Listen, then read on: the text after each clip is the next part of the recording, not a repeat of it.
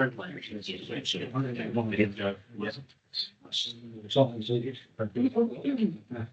right. Good evening, everybody. All the meetings, I think we're all here now. Welcome everybody to this evening's meeting of the official meeting of the Planning Development Board on 20th of April. Got some people in the gallery, so I'll go through the evacuation procedure. If you do hear the alarm, it will be a genuine alarm. We're not expecting any tests this evening. So there are two exits, one the rear of the room and the other as you came in. We'll form up in the car park. Please stay in the car park until advised to do so by tonight's officer. Is it Sophia or was it Nick? Share the role. We can share the role. Otherwise, we send firemen into a burning building and there's no one in it. So please do wait until you're advised that it's okay to leave. Absences apologies for absence and members away.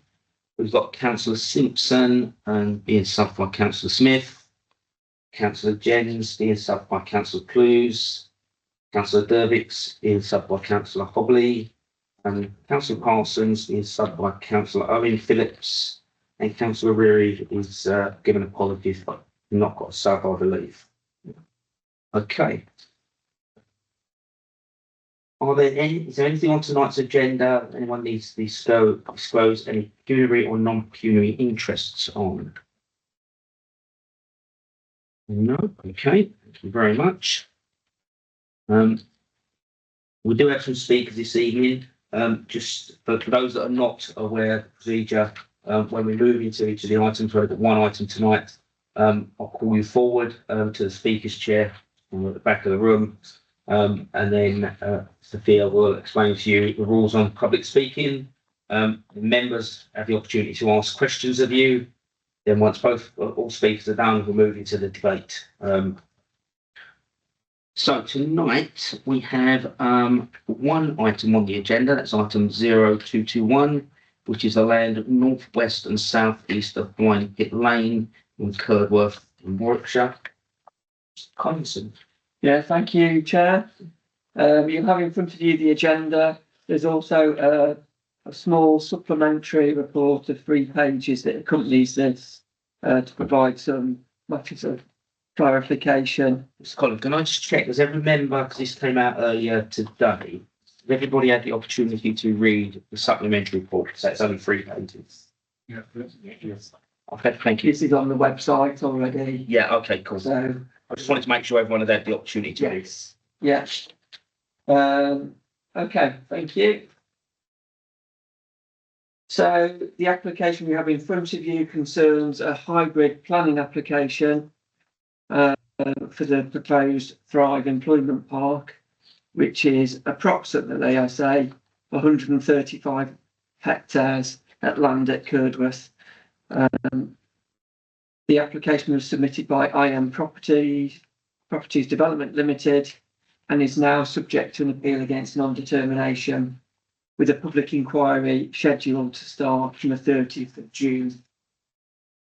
Although the council is no longer determining the application and the determining authority, you members are here to confirm the position that the council would and will present at the appeal.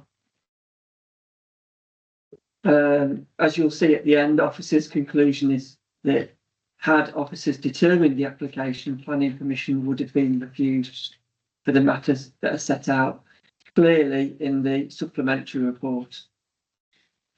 In terms of context, the site comprises of 2 parcels of land that you can see on the screen in front of you. The main larger part that is contiguous with the canal at the southern end of the site, the eastern boundary of the M6, then Dunton Lane and Church Lane to the south, and Curdworth Lane and Wishaw Lane to the west. There is a small parcel of land to the north, which is for green infrastructure and biodiversity net gain.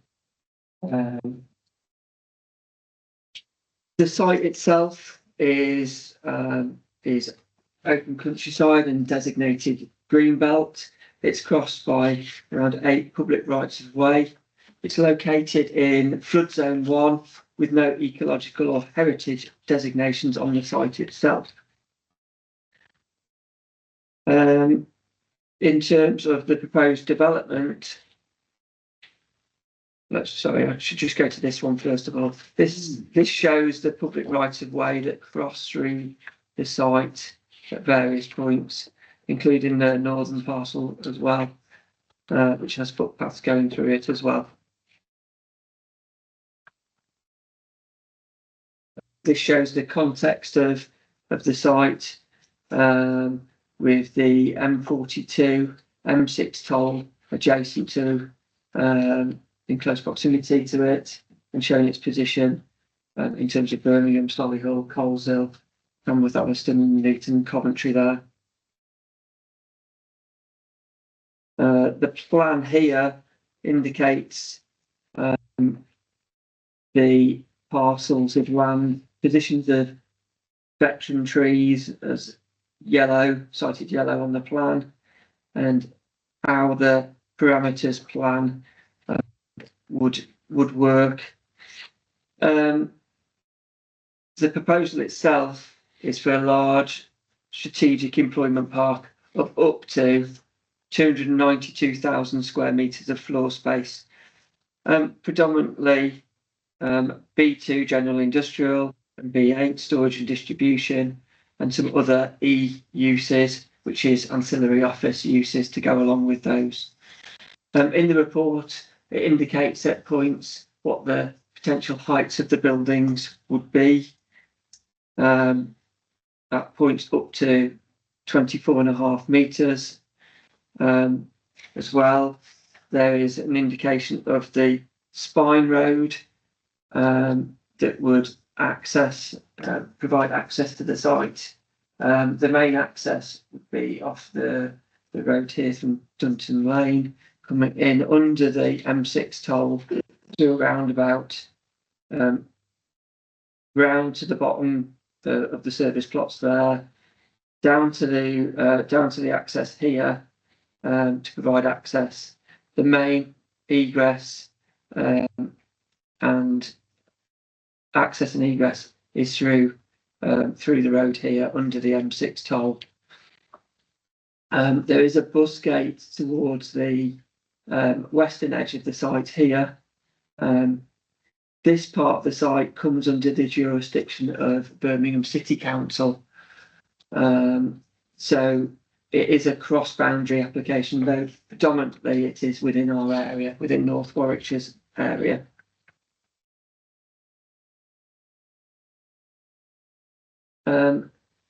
What you'll see in the plans is also a central mobility hub, which would provide an area in this area here, which would provide a focal point for buses, for cycle, pedestrian routes, etc., into the site, taxis, etc. So that's provided within the centre of the site, and then that would allow access to the parcels of land away from that as well. Within the scheme as well is an area for heavy goods vehicle overspill parking areas, and that's down towards this southern eastern section of the site. As we've had with a lot of schemes, providing overspill for HGV reduces the impact in the vicinity of the area when HGVs have dropped off, etc. There's extensive structural landscaping with the scheme, and the application is hybrid. So that means part of it is a full application that, if planning permission was granted, that could be carried out straight away. And that is mainly for the structural landscaping and roads, etc. It will provide the infrastructure for the scheme. The outline approval is for the employment blocks, and those are defined by the parameters plans. So there's the parameters plans here, which again some of this is included within the agenda. Don't mean to go through all of it, but includes heights of buildings and sizes, etc., of those parcels of land that you've got there. In terms of consideration of the application, the report goes through the key points. I think the central point here and crux is really whether the site qualifies as grey belt land under paragraph 155 of the framework. Your officers conclude that it's not previously developed land, that it makes strong contributions to the Greenbelt purposes, specifically checking unrestricted sprawl of Birmingham, preventing the merger of major cities and towns. Sorry, my screen's gone.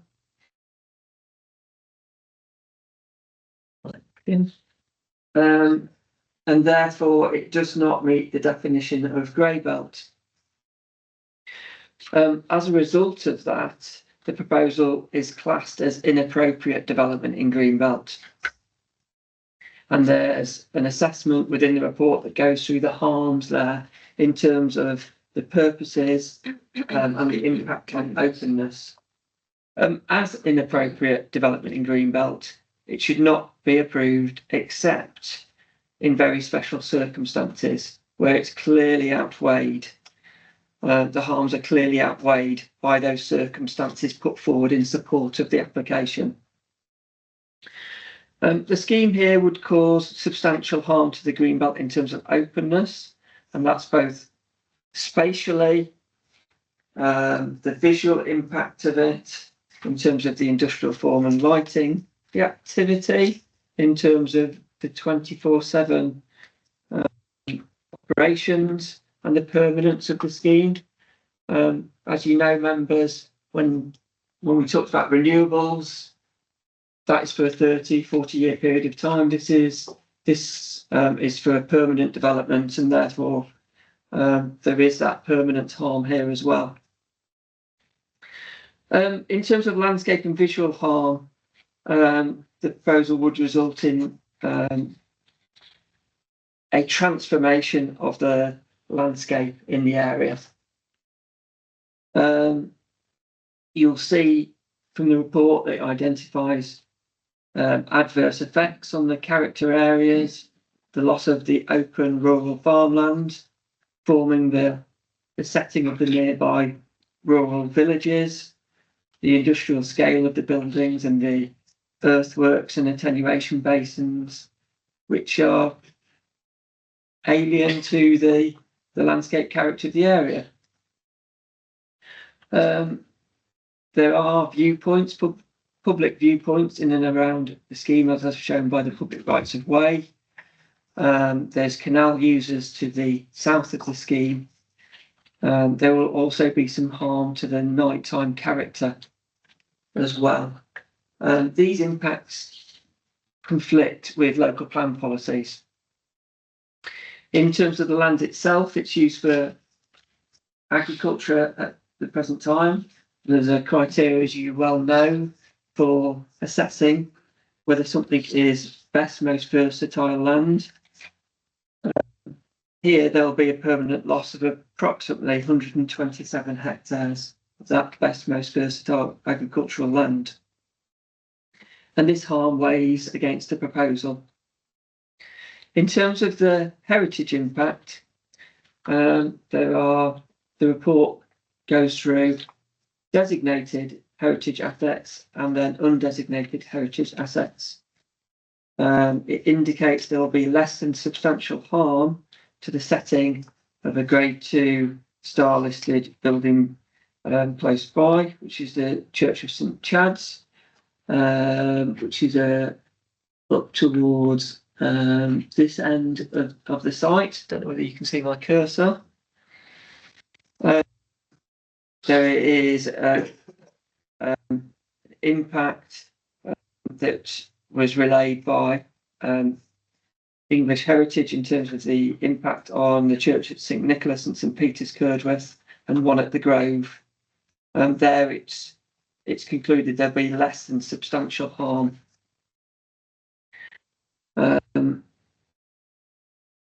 Although mitigations proposed in terms of the those assets themselves, the report concludes about the public benefit of the scheme and what the tests are under the framework.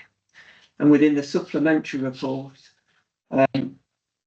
I sort of indicated in terms of one of the reasons for refusal about that heritage framework and what it should say in terms of less than substantial harm to designated heritage assets and some harm to non-designated assets. In terms of access and highways, the scheme is considered acceptable subject to mitigation. As you will see from the supplementary report, not all of that mitigation has been completely worked through yet, and therefore there's an additional reason for refusal there in terms of whether the scheme would provide sufficient mitigation for sustainable transport improvements for bus services, pedestrian and cycle improvements in the vicinity of the site.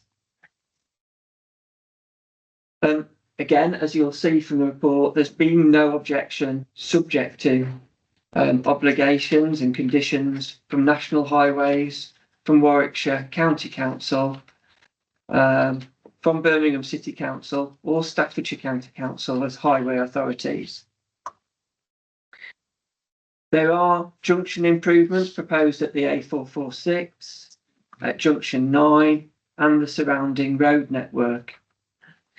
The impacts have been modelled in terms of the worst case scenario, in terms of the numbers that have been put through the modelling here. There's 3.5 million square feet that have been modelled, and the scheme that we have in front of us is, I think, 3.1 million square feet. So in terms of highways modelling, it's looked at the worst case scenario, and National Highways, Warwickshire County, Birmingham City and Staffordshire do not object to the application based on that, and indicate that it will not lead to severe impact on the road network. You'll see that the site itself is located in countryside. You'd say it could be said to be poorly located in terms of sustainability, but there are, within the report, there are key things that are put forward to try and overcome that issue of sustainability.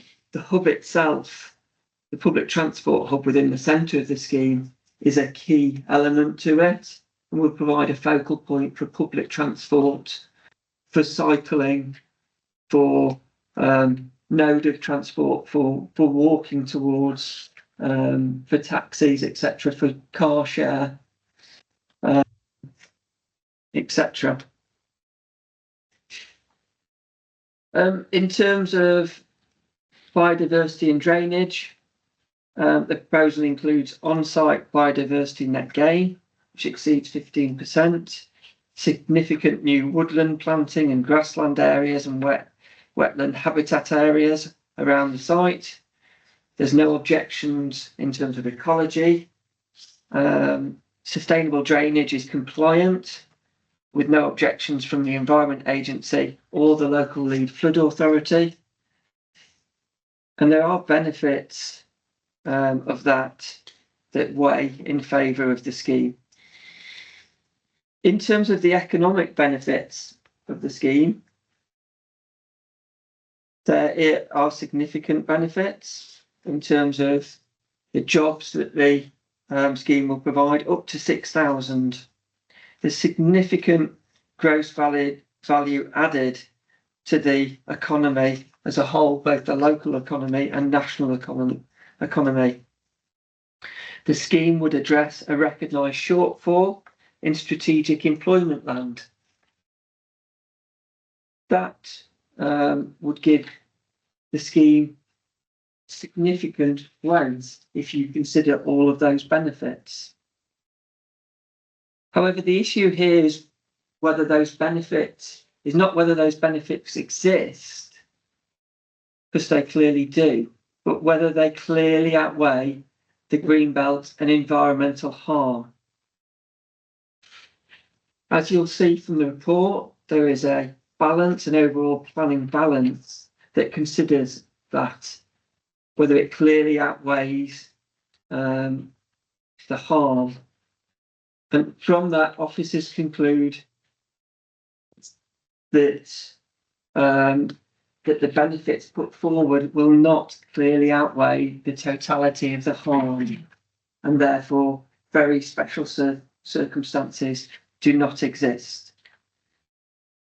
The recommendation is therefore one of refusal if we've been determining the application, and that's based on the reasons included in the addendum in the supplementary report. Thank you. Okay, thank you, Mr. Collinson. Okay, we have speakers on this, so good. You'd like to move down to the chair, please. I believe you're going to split your time with Tom Fuller, who is online. You're going to do 2 minutes and Tom's going to do 1. Is that correct? That's correct, Chair. Okay, thank you.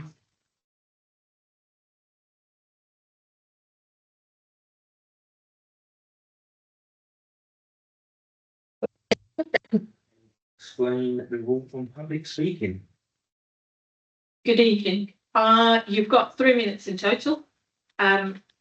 You're doing 2 minutes? I'm doing 2 minutes. Okay. I'll stop you at the 2 minute marker and then stop the clock at that moment until the next speaker starts speaking.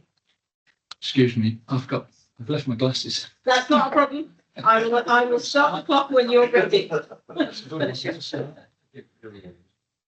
Yeah.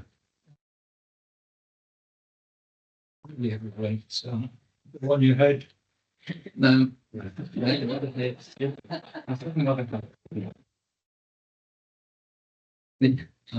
must do that. Right. So, I'm with you then. Ready when you are. I'll start the clock when you start speaking. Okay. Members of the board, the Cerdworth and Wishaw communities speak today with a clear, unified message. This proposal is an inappropriate development that offers no special circumstances to justify the destruction of 335 acres of greenbelt. Our objection is rooted in 4 critical failures of this application. First, the sheer scale is indefensible. The 3.14 million square foot mass of industrial buildings will permanently impair the character and heritage of our landscape. We fear a repeat of the nearby Peddymore site, a lunar landscape left to sit while waiting for occupiers. This isn't development, it is the erosion of a strategic gap that prevents urban sprawl between North Warwickshire and Birmingham. Second, there is no proven need. There are currently over 40 million square feet of similar schemes nearby that are now either empty, awaiting occupiers, or stalled. Adding another 3 million square feet to a saturated market is not progress. It is a reckless use of protected land. Third, the infrastructure cannot cope. This development will cause unsustainable pressure on junction 9 of the M42 and our local A roads. It will force a wrap-round of heavy traffic onto narrow lanes like Wishaw, Cerdworth and Grove Lane, roads that have never been designed for this volume. Finally, we must consider the human cost. We face a probable 14-year construction phase that is over a decade of total community disturbance, noise and declining air quality. These are impacts on the long-term health and well-being of our residents that simply cannot be designed out. The applicant's lack of respect for our 21 local plan is appalling. We therefore commend the Head of Development Control's recommendations and urge you to protect our greenbelt and be mindful to refuse this application. Okay, thank you, Tom. Fuller, can we come to you? Certainly. Can you hear me there? Just checking. We can, yes. Great. Members, we welcome the officer's clear conclusion that this site is designated Greenbelt land. This land is not only Greenbelt, but best and most versatile agricultural land, forming a vital strategic gap between Birmingham and North Warwickshire, and crucial land for food production, which is becoming ever more important. Its openness is exactly what protects our rural identity and prevents urban sprawl. The proposal will cause permanent and irreversible harm to that purpose. Critically, there is no proven need to justify that harm. We can evidence over 40 million square feet of available warehouse space across the region, alongside significant consented developments. This is a speculative scheme with no confirmed occupiers, as we are already seeing at Peddymore. Members should also be aware that we have attempted to engage with Iron Properties since the application was submitted, with no luck, ignoring over 250 resident and local objections to this application and no care to work with the local community it will destroy. I thank the officer for his detailed report and ask members to follow the recommendation and refuse the application. When Greenbelt is gone, it's gone. Thank you. And thank you. Right, members, do you have any questions for the two speakers? See no questions. Okay, thank you very much. Thank you. Okay, now we move to Mr. Fox, and Mr. Haynes going to support as well.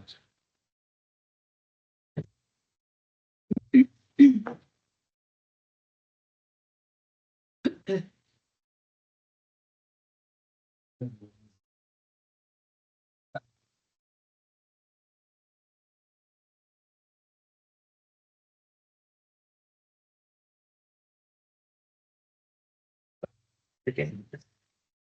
Good evening, gentlemen. You've got 3 minutes in total to speak. I'll remind you at the 2-minute marker that you've got 1 minute remaining. I'll start the clock when you start speaking. Okay, do I press the button to start? Yeah, with a green light, yeah. Good evening, Chair and Councillors. My name is Matthew Fox and I'm Planning Director at Iron Properties. I'm joined by Lewis Payne, Development Director, to assist with questions. We are here to request your support for Thrive, our most ambitious development to date, and a long-term investment that will deliver substantial benefits for your borough. The proposal before you is the culmination of 3 years of discussions, design work and consultation. It has evolved considerably, with matters raised carefully considered, and it is structured to enable us to deliver swiftly. The application has been pending determination for almost a year, and there are no statutory consultative objections. In those circumstances, we took the decision to refer the application to the Planning Inspectorate. This decision was not taken lightly, but there is a recognised substantial need for employment land. Set against the government's growth mission, the proposal deserves full consideration at national level. We recognise a proposal of this scale in the Greenbelt attracts challenges, but sustainable growth must be delivered now, and this is the best location. So why should you support it?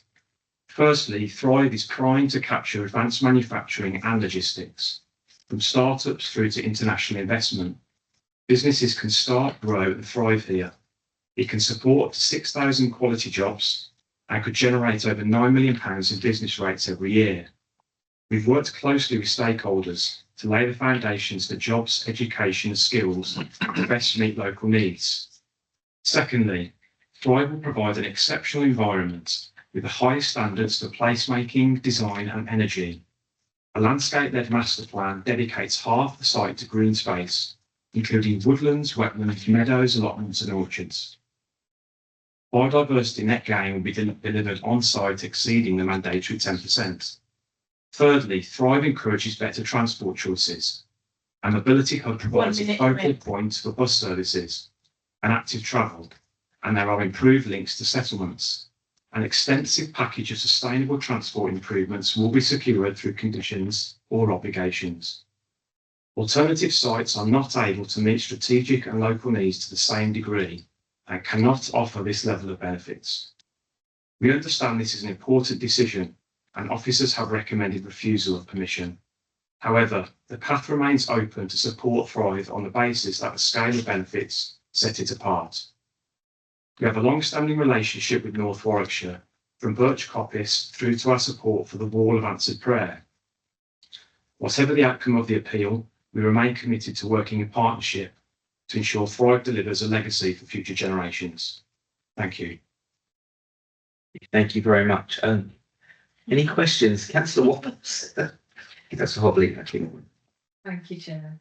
Thank you. Got a couple of questions, if that's okay. First of all, I was looking at the statistics for crime with lorry parks, service stations, lay-bys, and so on. And I'm sure you'll appreciate that those figures are demonstrably higher for lorry theft or lorry-related crimes. And I'm just wondering what measures you've got in place should this be successful, bearing in mind that there should be up to 32 lorries parked in your premises, and obviously worrying about the potential for crime to be increased in the area. That's my first question. The second one, you might be able to answer at the same time. You talk very much in your speech, Mr. Fox, was it? Yes. About consultations, communications and so on, and how you want to work with North Warwickshire, but I didn't hear anything about discussions with the community. And following from what the first speakers were saying, Mr. Fuller in particular, I just wondered what engagement you'd had with the public, because I didn't hear any of that in your speech, and I'm hearing the opposite there. And I just wondered if you clarify that for me. Thank you. Shall I start now? Yes, but yeah. Okay, I think on the first point, in terms of the crime statistics and the meeting parking, I think the way we structure our sites is we will set up a management company. So the occupiers, when they come on stream, they will have sufficient parking facilities for the HGV vehicles. But what we've proposed at Thrive, because we understand there's a sort of a recognised need for more lorry parking. So what we've done is we've set aside a specific area of the site, which is capable of providing sort of, I think it's around 35, as you said, spaces for vehicles. And we've assessed that, we've done an assessment of how many vehicles could be on the site at any one time. And it's really, I suppose, an overspill facility that will be secure. And we've set up a management company. So an operation will be there for it's really for when drivers either come too early, if they're coming from long distance, they need somewhere to park, they're not able to get onto the actual site, the facility they're arriving at. They've got somewhere to stop, they can park up, they can get a drink, they can use the welfare facilities there. But that will be part and parcel of our operation, because we would develop this site, we would put the infrastructure in from the very outset. So we set up as part of the overall site management. That's the first question. Sorry, can I just come back on that, Yeah. Chair, quickly? Yeah, I mean, most companies would use management firms, but with varying degrees of what they're asking them for. So some might be a remote in, some might be we'll pop in every hour, or we'll alternate it so that people don't get the frequency and pattern. Or it could be that they're on site the whole time with a good risk assessment and making sure that the whole site is kept safe by security officers on site and so on. So I'm just wondering what the detail would be for that, if you don't mind. Thank you. Yeah, sure. Yeah.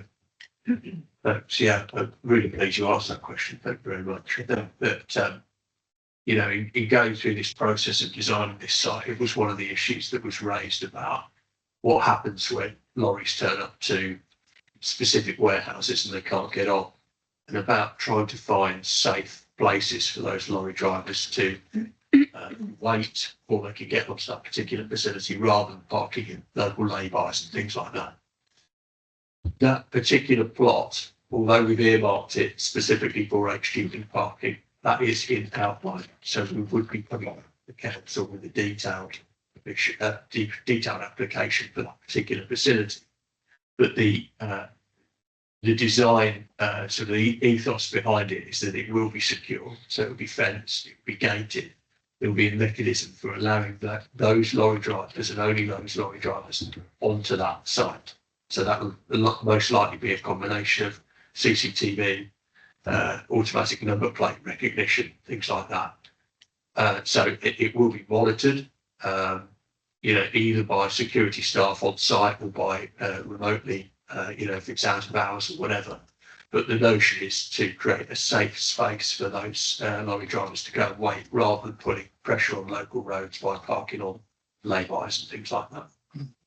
Okay, thank you. There was another point, wasn't there? Yeah, in terms of the second question about engagement, so we have done an extensive amount of engagement with the local community. We I think it was back in 2024 in the autumn, we held our first round of consultation, which is more about the vision for the site, the concept, and we ran 3 events in the local community, 3 exhibitions, and then we took away all the consultation feedback and we returned in sorry, that was 2023. And in 2024, we came back with our second round where we presented of the master plan, the third master plan before we submitted the planning application. So at both points, we held 3 exhibitions across Middleton, Wishaw, and Curdworth. We've also consulted across the border with Sutton Coldfield Town Council. We've ran a number of, we've sort of consulted with about 50 different organisations in the local area in relation to sort of our social value strategy, because we've got experience of that from our other sites, how to develop schemes to encourage sort of social value. So I think we feel we've consulted extensively as over like 3 years, if I'm being honest. Thank you. What did that entail with your engagement initially to get them to those venues? Did you survey them? Did you post through the doors? Was it a notice in the paper? What sort of things? Thank you. Yeah, so we sent leaflets out extensively across many thousands of leaflets across the communities, and we explained where the events were being held, and then we held them on Friday evenings and Saturday, so make them as accessible as possible. We've also had we've also spoken to all the parish councils. We presented to them during their sort of regular parish council meetings, all prior to the submission of the application. Thank you. Thanks. Chair. Thank you. Councillor. Hi, thank you. Thanks, Chair. I understand there's both a shortfall in employment land and no evident need for this development. But and I'll say this respectfully, as a resident of North Warwickshire, I recognise the importance of the meaningful gap. All of our residents really appreciate the meaningful gap. We've seen only 2 recently. The last time the meaningful gap in a different location was threatened, if you like. You've said it's the best bit of land, the best place for it to go. Why haven't you looked anywhere else? Just to clarify that this isn't the meaningful gap in terms of the local plan. There's a local plan designation, which I think is a strategic gap, which is in between Tamworth and beyond the green. So we are green belt, we're not a meaningful gap. But we've had this site for approximately, we've been promoting it for about a decade, and we acquired it, and I think because we knew, we think it's probably one of the best sites across the whole of the West Midlands and Warwickshire. And that's because of its accessibility to the motorway network, Junction 9, M6 toll, the M6, and also its proximity to sort of centres of population. So in North Warwickshire and also across the border in Birmingham. So we think it's a really highly sustainable site. There's been a number of sort of independent studies. The West Midlands Strategic Employment Site Study assessed this junction and Junction 10 in your authority, and it was deemed to be the most sustainable location for accessibility and strategic employment. And it identified a need for employment in this location. So I think it was one of the top 3 market areas for this form of development. So we have a lot of confidence. This is one of the best locations, a lot of demand. Obviously the green belt is the big issue, which we discussed and Andrew's mentioned. But we feel that it's a grey belt site, and we differ from the officer's assessment because of the technical criteria for assessing that type of site. So we think it's grey belt and it should be classed as appropriate development in the grey belt. But that's effectively why we think it's one of the best locations, not just in North Warwickshire, but beyond, to be honest. Councillor Hayfield, then Councillor Bell and Councillor Ridley. Thank you, Chair. I guess that if you get a consent on this, then the whole 135 hectares becomes available to you to progress the development. But I also understand we're looking at a decade or more of build out. And do you have any concept at the moment as to how that's going to work in terms of whether you're going to start one end and work towards another end? And I ask that because it's in active agricultural use at the moment, and if parts of it can stay in active agricultural use for 5 years, 10 years, whatever it is, until you need that bit, then so much the better. Do you have a view on that at the moment? Yeah. Yeah, I think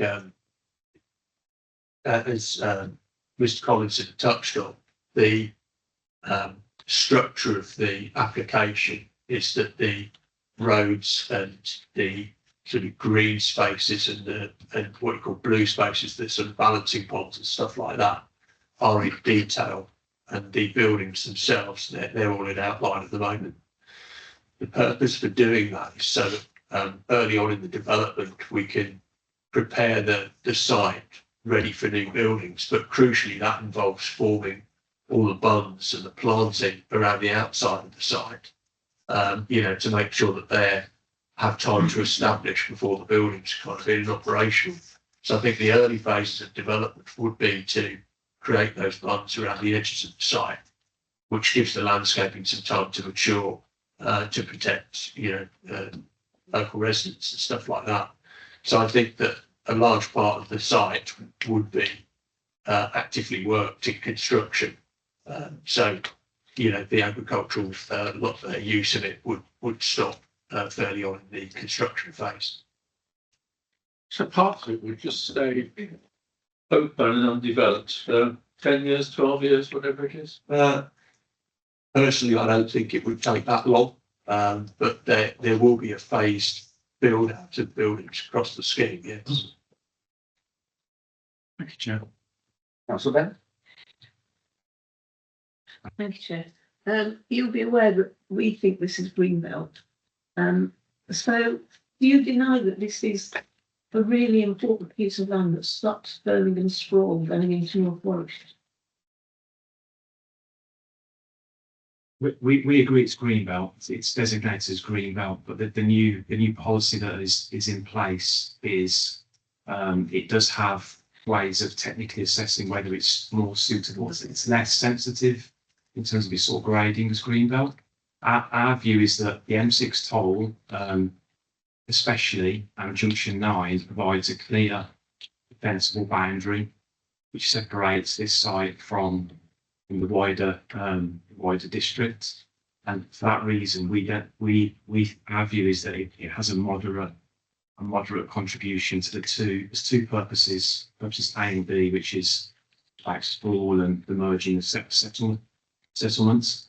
So we disagree on those. I mean, they are subjective areas, but that's our position. We think that it does qualify as grey belt for that reason.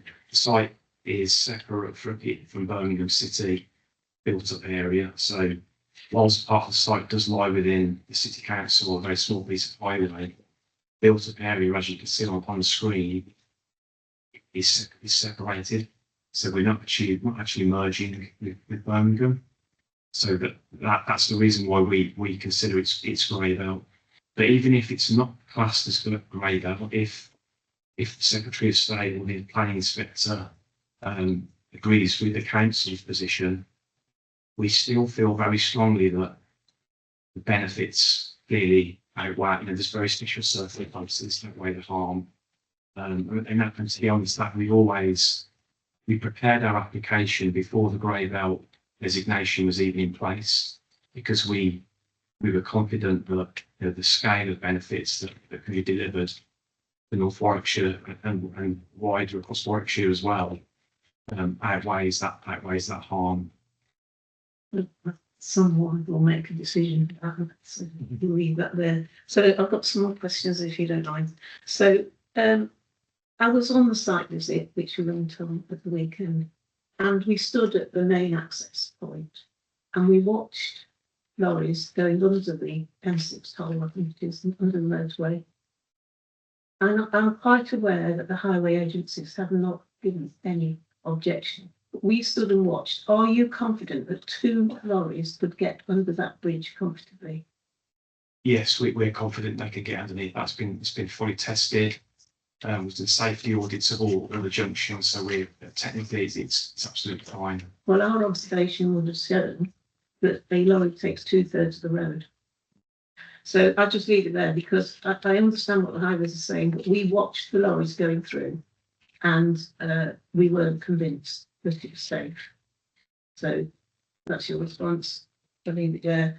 So you've talked about consultation you've had with parish councils, residents, etc.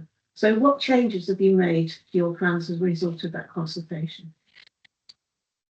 Okay, so we've made a number of changes to the scheme. So when we first started the consultation process, the larger unit on the site, which you can see to the right hand side, we were proposing that to the northwest, and we did further assessment work, landscape assessment work, spoke to members of the local community. We've shifted that building, that development plateau to the lowest area of the site, which is to the east, closest to the M6 toll. So we've worked really hard to reduce the levels of plateaus, to reduce the landscape impact, and we've also revised our sort of landscaping strategy, particularly on the sort of southern, western, northern boundaries, to increase the level of planting, the level of screening as far as we can. And we think we've done a good job in terms of it's effective as possible.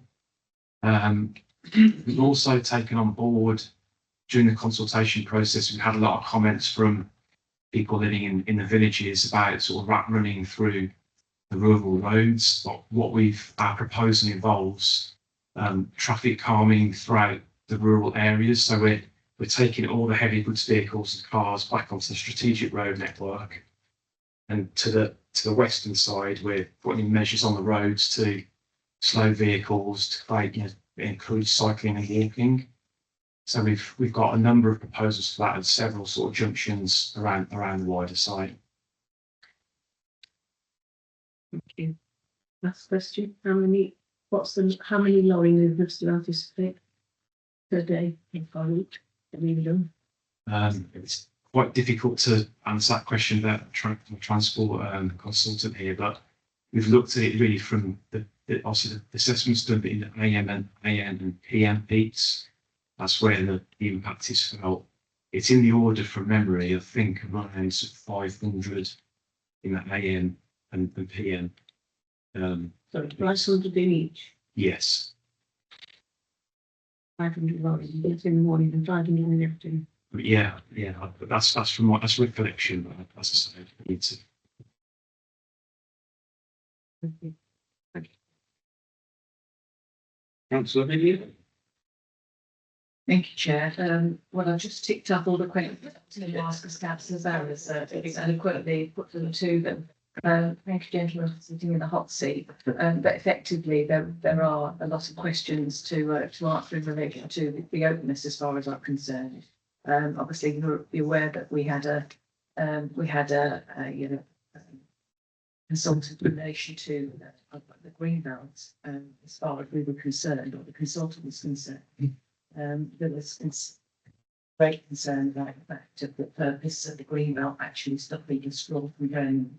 So I think that effectively, in a nutshell, is what our officer has also said is the main concerns. But I think you've also heard about the concerns about the transport systems as well. So thank you very much for coming and answering.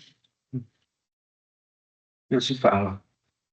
Thank you, Chairman, and I have to say similar. Tick up some of the questions that I was going to ask, but I still have a number. if I may. First of all, going through my list here, I see that in your report about this proposal that you're looking to stop up and prevent vehicles, etc., from using those particular areas. I'm wondering what benefit do you feel that would be to the locals, also to the people on stables? There's a lot of horses that use those particular places, and of course ramblers as well. That is one, so if you could explain on that. I'd be interested to know your feelings, because what you've said about a lot of movements, certainly you've mentioned, I think, 1,000 movements a day, and the pressure that could actually put on the motorways, the A446, exact, for example, and other roads and lanes within that area. So there's quite a few here. I'm also interested to hear about a lot of buses coming into these areas, because they're all predominantly lanes in that area. I think you've talked as well about traffic calming, and I'm just wondering, again, is that to the benefit of this proposal or the residents? And also, you talked about Birmingham, the sprawl, but I noticed that in the report, that actual facts, when you've talked about Birmingham, although albeit a small part of it, the actual Sutton Coldfield Town Council and Sir Andrew Mitchell MP for Sutton Coldfield has also put in letters of objection. And my final bit is, to my surprise, at one moment you said that this is within green belt, and now you've actually turned around and said, sorry, within grey belt, but now you're saying it's within green belt, because I think the thought is from most members here and officers that this land is actually green belt in North Warwickshire. Thank you, Chair. Thank you, Councillor. I think I'll just rectify my last answer. I've just found the figures for the HGV movements in the AM and the PM. So there's 104 movements in the AM HGV vehicles, and there's 88 movements in the PM peak. So I was looking at different numbers. Right. So I think to start with, the point around the stopping bill. So yes, we have to stop the road, Blind Pit Lane, which travels in between the site, and there's a number of public rights of way which we will stop her, but which we will divert. So we'll actually be increasing the length of those routes internally within the site. So there'll be more opportunities. As I say, half the site will be green space. So those routes will permeate through those through the site. And then in addition to the rights of way, we will provide what we call permissive paths. So they're paths that the duration of the development will be accessible to the community, to the people using the site. It's a similar strategy to what we deliver on most of our sites, like Headingwood and Mercy Park, in the order of probably 4 kilometres of permissive paths on there. So does attract a lot of leisure use from the wider community. In terms of the equestrian horse rider use, we've met with British Horse Society on a number of occasions. We know that Blind Pit Lane is used for horse riders, although I think from our surveys it's very low level usage. But what we've proposed is actual bridleway loop within the site, so a designated bridleway path, which is probably it's more than the length of Blind Pit Lane. It provides safe access from Cursworth Lane in the west back through to Church Lane in the north. Do you want to deal with the highways? Yeah, currently. Yeah, I mean, it was touched upon again in Mr. Collins's report at the start, but these proposals have been very robustly tested by our traffic consultants. As Mr. Collinson mentioned, the plan that we've got there shows 3.1 million square feet of development. We've gone above that and really tested that. Tested a huge amount more than we can actually deliver on the site. And not only that, what we've done is we've tested a greater proportion of B2 use to see how resilient the road network is. And the distinction there is that B2 use creates more peak time traffic than B8 use. So with all of that put together, we've then submitted that to, all and sundry in terms of statutory consultees. So National Highways, Warwickshire County Highways, Staffordshire County Highways, Birmingham City Council Highways. And all of those are satisfied with the modelling and the package of mitigation that we've come up with for this particular scheme.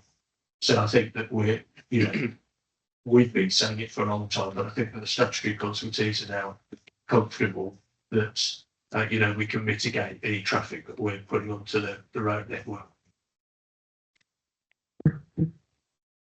I think on the points around traffic calming in the villages, I suppose one example is on the Kingsbury Road in Curdworth, we're proposing to put a signalised sort of crossings in there because we're aware that that when you enter and exit the village, we think we can deliver some improvements there, even though the majority of our traffic is all going back onto the strategic road network at Junction 9. But we are looking to deliver benefits there. So I think to really improve walking and cycling access from Curdworth. So all the way through Curdworth Village as well, the County Council has a proposed cycle improvement, which we're willing to make a contribution to provide connection through to the south. So it's those kind of works that we're delivering across a number of local village areas where we're trying to slow traffic.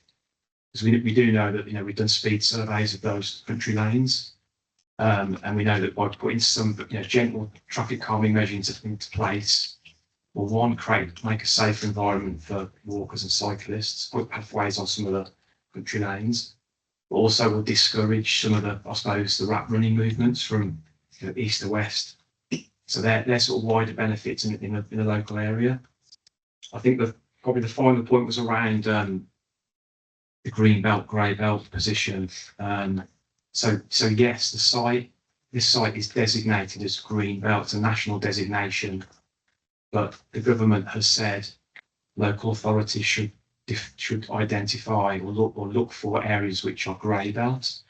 So as our application, that's really is taken through the local plan process, as you'll know.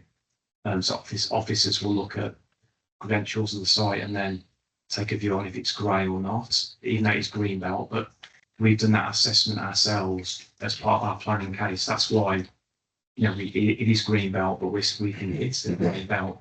It qualifies as the grey belt definition, which provides a different planning test to a standard sort of green belt site.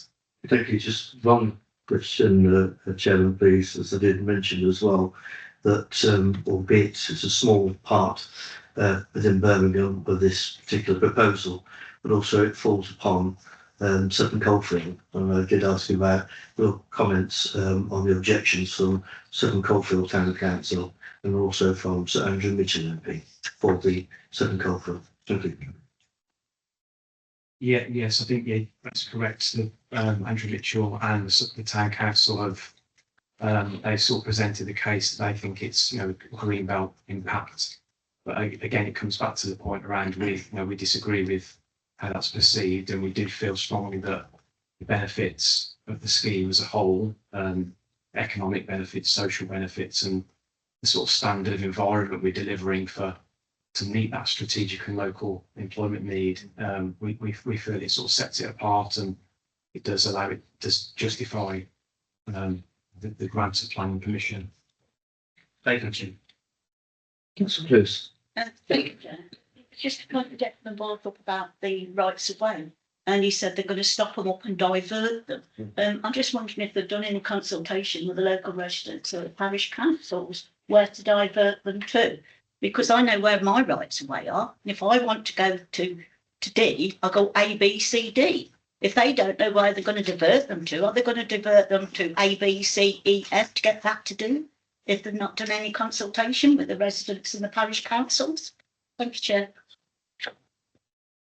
Thank you, Councillor. I think, we have sort of shown, we have indicated through our consultation where those routes need to be stopped up. So they would all, where they currently join the site, where they exit the site, that would all be maintained.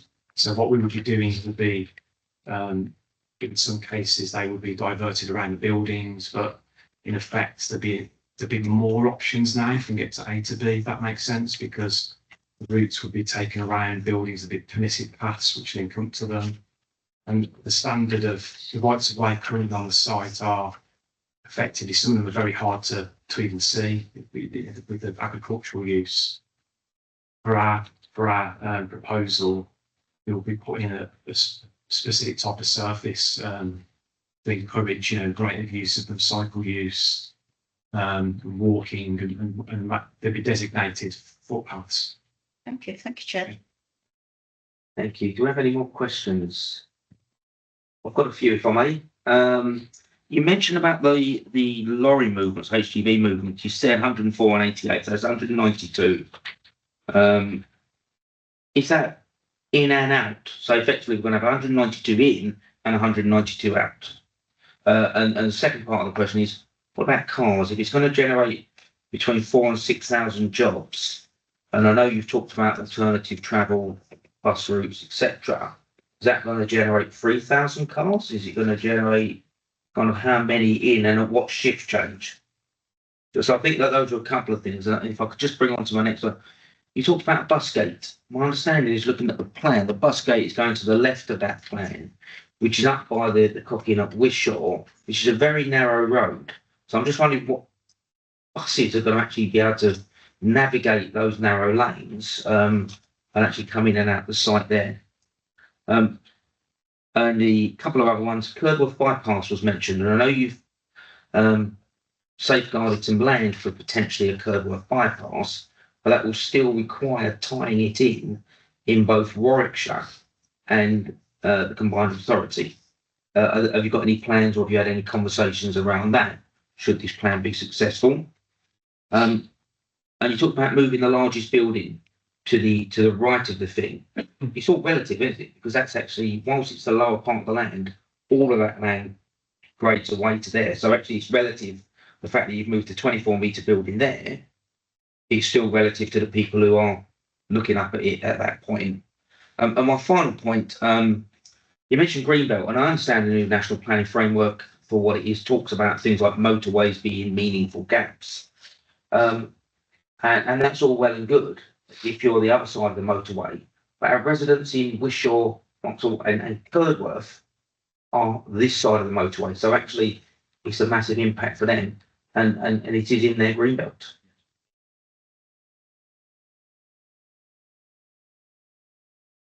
Okay, I'll start with the first point around the movements then. So just to explain this as clearly as I can. The figures I've given, 104 and 88, that's heavy goods vehicles. The first figure is two-way movements in the AM peak. So that's between 8 and 9 AM, 104 HGV movements in and out of the site. The same figure is in the PM peak, that's 88 HGV movements. So the separate numbers for cars. So the cars in the AM peak is 597 and the PM peak is 429. But I think just to caveat this is the transport assessment, which, as your officers said, these levels of these numbers of movements are based upon 3.5 million square feet, which we're not going to have permission for. We have permission for 3.1 million square feet.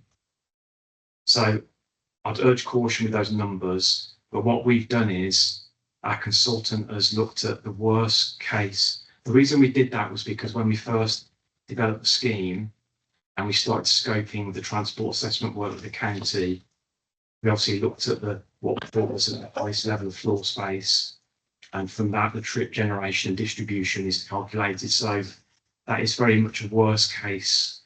But can I just, that's in a 1 hour period then? That 104. So actually, let's assume it's because it's not a 1 hour period. They're not just going to come between 8 and 9. they're going to come throughout the rest of the day, I presume. Well, yeah, We've got modelling. How many vehicles are going to go into the site and out of the site in a 24-hour period? I haven't got that figure in front of me, I'm afraid. I can't answer that. Because that would be quite useful to know, because obviously we do have concerns around the strategic network, and you talk about the strategic road network. And unfortunately, you know, from a Highways England and from a county highways perspective, those that live there know that those roads are congested at certain times of day. You know, admittedly at 3 a.m. in the morning, there might be capacity. So it'd be quite useful to know, you know, almost perhaps a graph that says over a 24-hour period, this is the vehicle movements in and out during the day. That would be quite useful kind of to determine, I guess. Okay.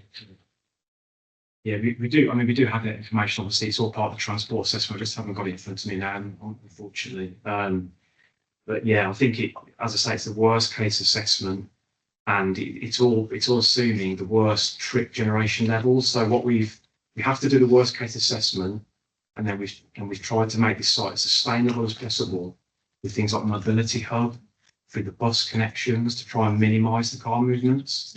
And we do a lot of work on our other sites that we deliver. You know, we're involved for the long term.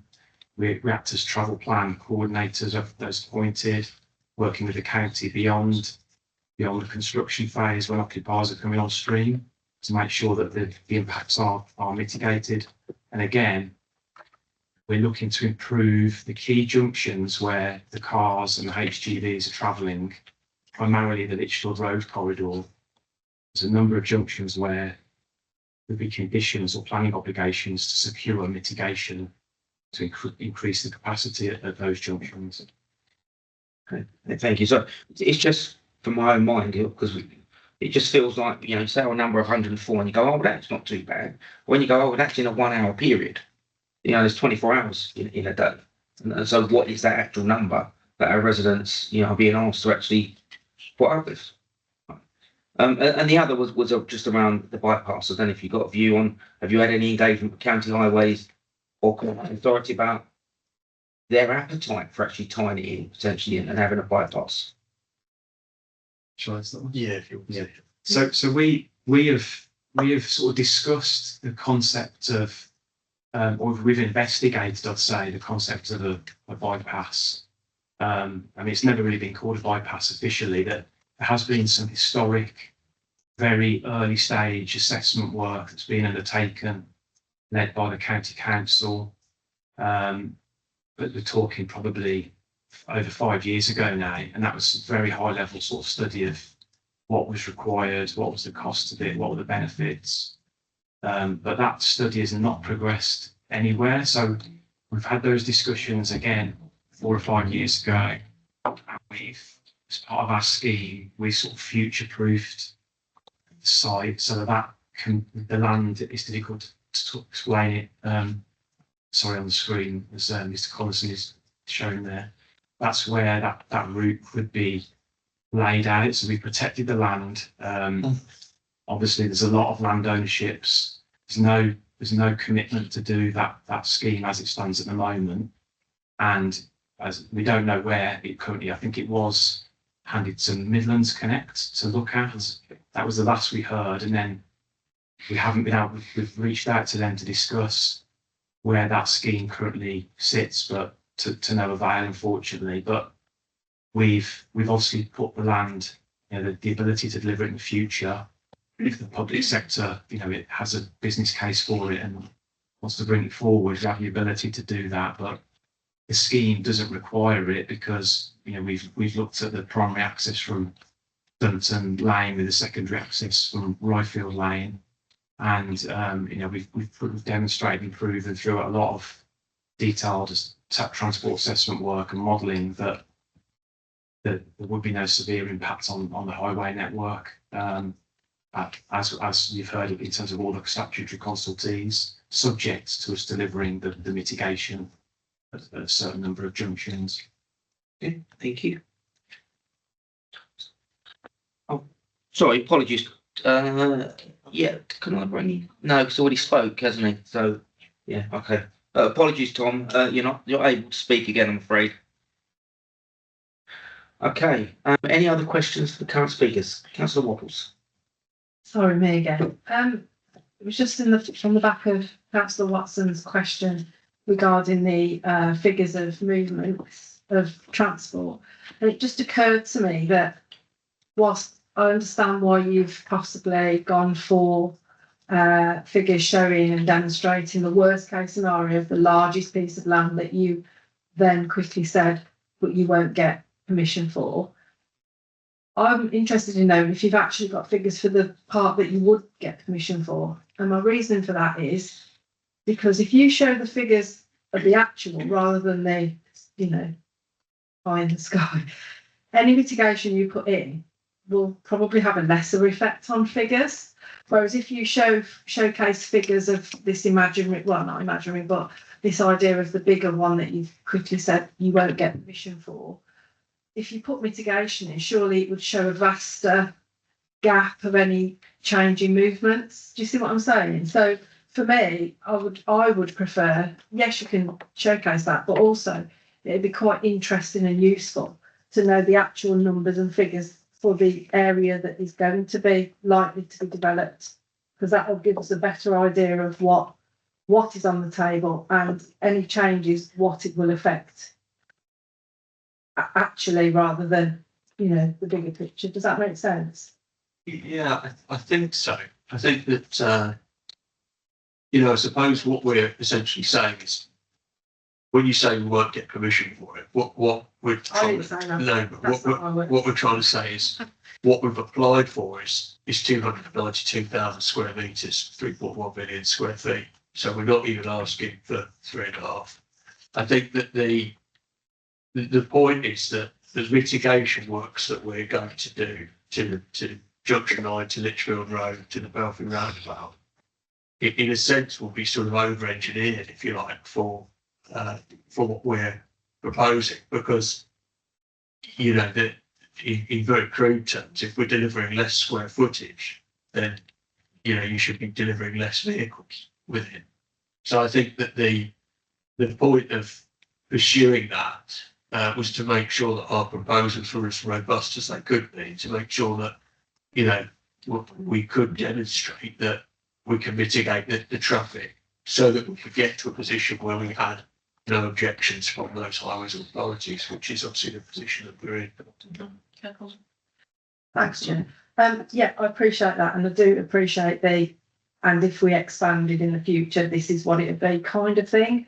But I really do think that the residents, the councillors, and anyone in any panel needs to see what the actual is, so that if you do put any of that mitigation in, if you start that, I don't know, let's say if you started at 100 and then that's because you're showing like a massive amount of land that you could develop, but actually that figure was 50 really. Let's just forget the numbers for now, but I'm just using this as an example. And then the mitigation put in, well, it's now 38.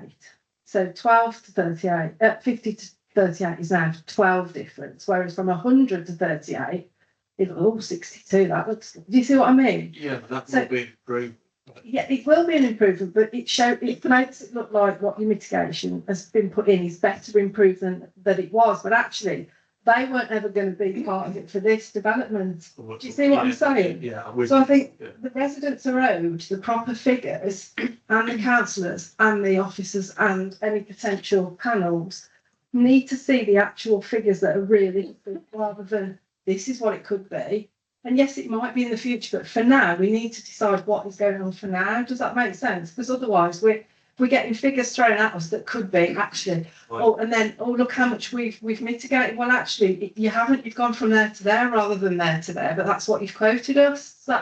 It does. I see where you're coming from.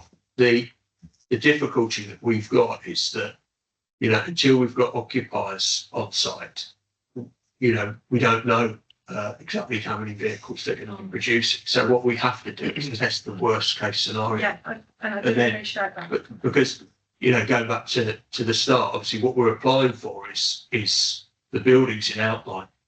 Those, if we got to a point where we got a permission in place, for this scheme, we would then need to come back to you with detailed proposals for the buildings themselves. And where it occupies it, so we can then give you an accurate number in terms of vehicle movements and stuff like that. So, you know, all we can do at the moment is show the worst case scenario, show the maximum mitigation, which will be done as part of this scheme, as Mr. Fox has already said. There's going to be a package of mitigation measures that we have to do to bring the scheme forward. But I Yeah, appreciate that. I appreciate it, but I think we could do with seeing what the more likely figures would be as well, so we can compare it and know that, you know, what is likely to be a decision, not it could be this, wet finger in the air, wait for the wind, all that. We need to see what figures are actually likely before we can start comparing what mitigation has helped or not, or how much by, because I think that's really important to the residents. Yeah. I really do. That's my theory. I mean, I think it's a genuine thing. One of our concerns as this panel and as this authority has always been around the infrastructure around this site. You know, aside from the fact that it's greenbelt, most versatile, farming land, etc., and our residents, it's always been around the infrastructure as well. Big concern. So what would be useful to see is that between 000 and 1 AM, it's that number. Between 1 AM and 2 PM, it's that number. And let's be honest though, whatever mitigation you put in place, it's going to be worse than it is today because you're going to put more traffic on the roads. Well, no, that's the point of the mitigation, is that it doesn't make it any worse. That's the whole idea of the mitigation. Right, anyway, right, I'm going to move on. I'm going to move us on because I'm just conscious. Any other questions for current speakers? I'm looking around the room. Thank you very much, gentlemen. We do have one more speaker. Councillor Aitkenhead from the County Council has asked if he can speak, which I've said I'm happy for him to give us his views as our County Councillor for this ward. Right.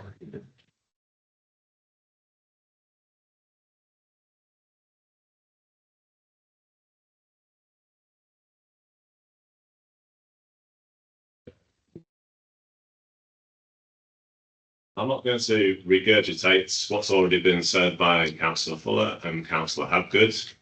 You can take it that I'm in full agreement with the points that they have raised. So I would like to focus on the highways for a moment, if I may.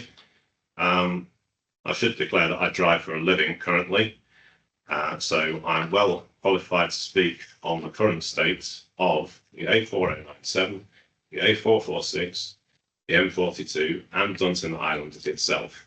At 6 o'clock this morning, the southbound of the M42 between junction 10 and junction 9 was hardly moving with no discernible reason. And this can be the normality nowadays. I'm not convinced that there is relevant, up-to-date, bang up-to-date traffic data in circulation, and certainly none that I have seen or am convinced by. My personal opinion is that we are already at capacity or over it in that area. And I have made my views clear to national highways and county highways on that subject.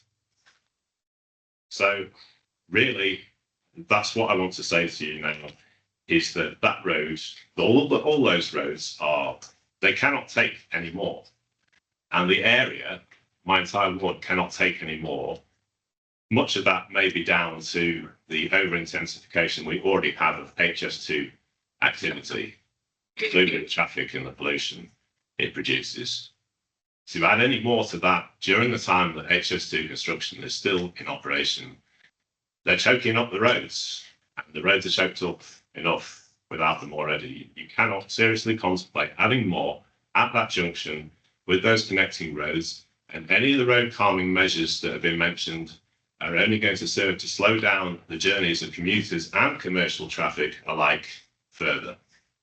And that's really all I want to add to what's been said previously. Thank you.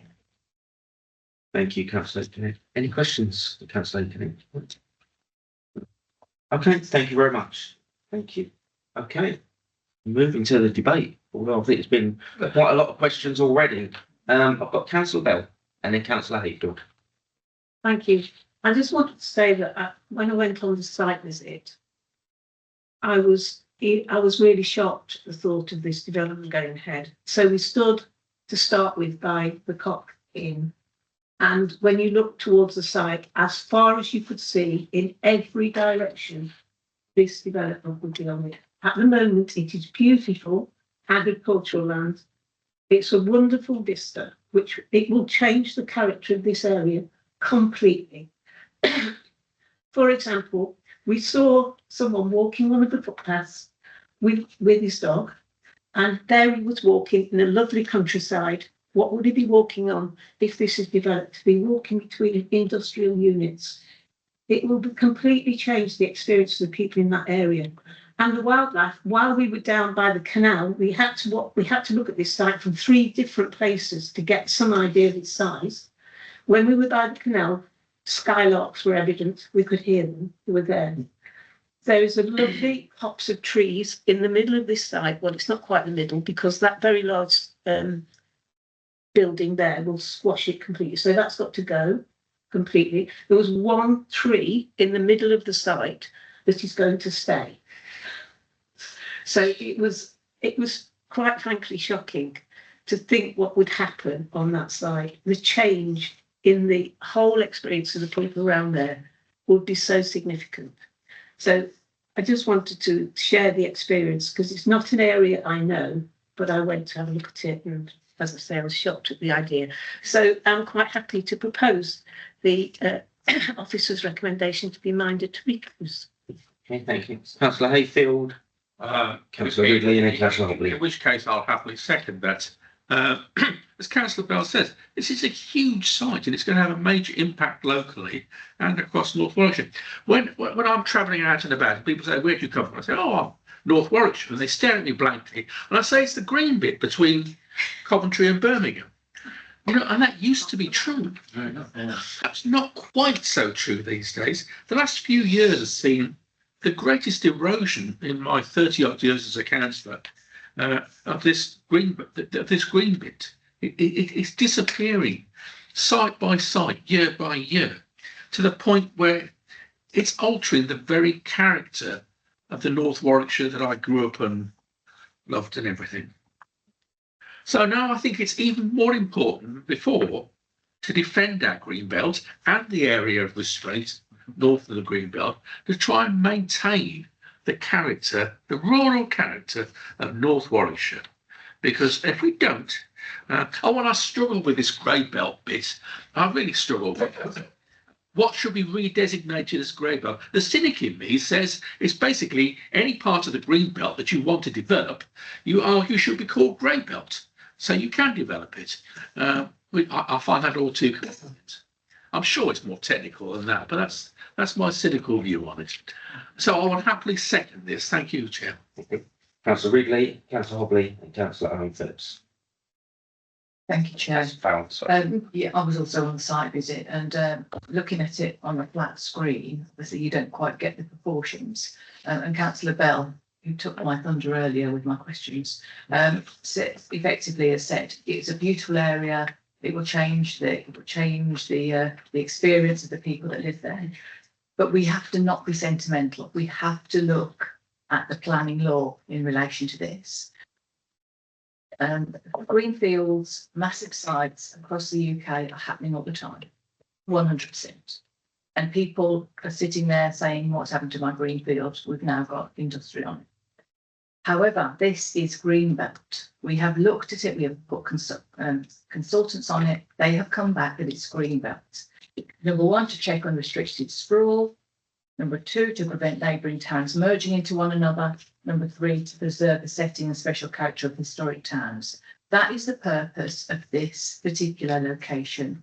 So that is what the officer has said is the reason for the refusal of this. And I think that we have to concentrate on the fact that within the planning law, that is the reason that we give. And so I do support the officer's decision. Yeah, I agree with Councillor Ridley that, you know, we do spend a lot of time hearing and complaining that our green belt is taken away. The really difficult conversation that we're hearing is the disagreement on the green belt. But obviously it's brand new, green belt, grey belt, to the MPPF, sorry. But I don't think that's a viable argument to be having in a planning meeting when something has been determined as what it is. I would like to think that I am a 19-year-old size 8, but the fact is I am not. I am 36. So the facts remain. And we need, there's no argument on it. It is Greenbelt, and we have, like you say, got a duty to protect it. Thanks, Joe. Councillor Phillips and then Councillor Fowler. I agree with all the technical reasons, and I think it's important we use those for what we put forward. However, the green belt is fundamentally just not a series of technical reasons and technical legal arguments. We know it's green belt because, and no insulting to developers, but they've bent over backwards to try and somehow capture a modern art version of a green belt by keeping all the pathways and cycle routes. And somehow, I don't know how developers do this, and I'd love one day to know how you pour thousands of tons of concrete on a green area and also somehow increase the biodiversity after you've killed everything and mowed it, and then halve the land and increase it again somehow. Nothing's going to grow there, is it? And anything that grows there is going to be scrubland, and anything that eventually moves in like a hedgehog or two is just going to be run over by HGV. So on that one, we're not going to gain. The M42 going towards Birmingham is just blocked every morning now. I go towards Loughborough, and the motorway's backed up to Junction 12. So these lorries are just going to be parked. I used to have my kids go to the nursery up just over the road. The old schoolhouse.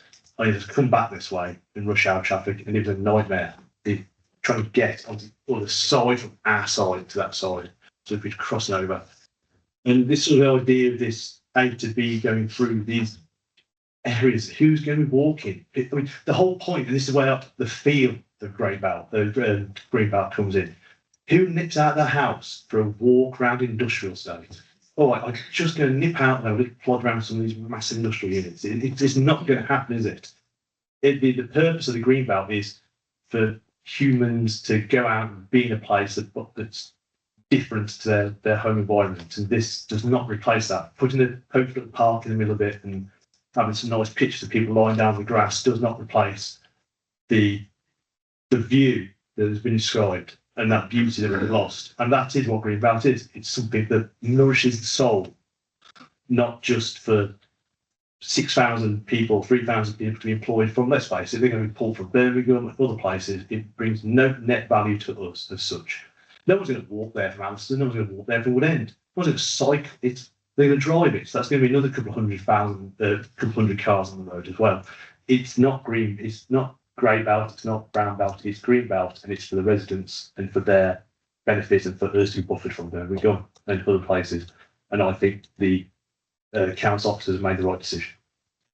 Thank you. Councillor Fowler. Thank you, Chair. I certainly agree with everything that's been said by members. Very concerned with these vehicle movements, perturbed at the so-called busgate in these lanes. I travel through these lanes usually on a monthly basis, going to Sutton Coldfield on various reasons. I see no benefits, to be honest with the Chairman, of, as I hear of stop-ups or lane closures, no benefits to the local residents or for anybody in particular. I certainly agree with many members, certainly with Councillor Aikenhead when he's talked about the pressure on the roadwork. He and I know quite well, being in that area, along with the A446, the pressure that's on that road in Coleshill and Curdworth and beyond. And Councillor Hayfield and I have been protecting or fighting to protect the Coleshill corridor for many, many decades, and even more so joining with others as we move along up the towards the A38. And as has been said, it's loss of farmland. Quite frankly, it's a destruction of farmland.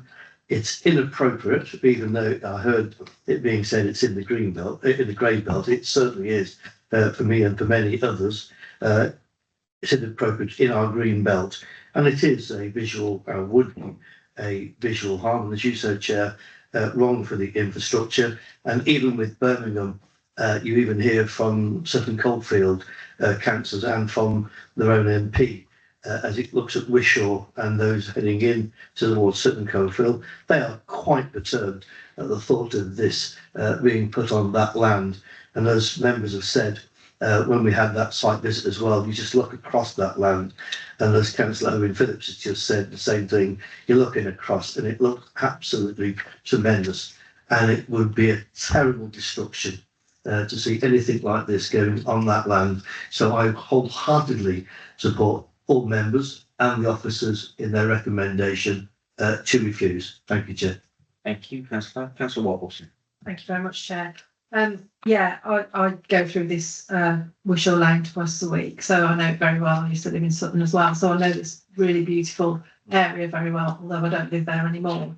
However, that being said, we do have, I can hear all the, heartstrings pulling with the sentiment of it, and I get that as well, but reining myself in and listening to some of Councillor Ridley, who, round us back in and said about the planning causes and so on that we have to consider. And what I would say is, yes, Councillor Hayfield, you're right in saying that we are getting all this now with the grey belt, and lots of applications coming in now for green belt to become grey belt, and more is being having to be accepted and by this chamber as well.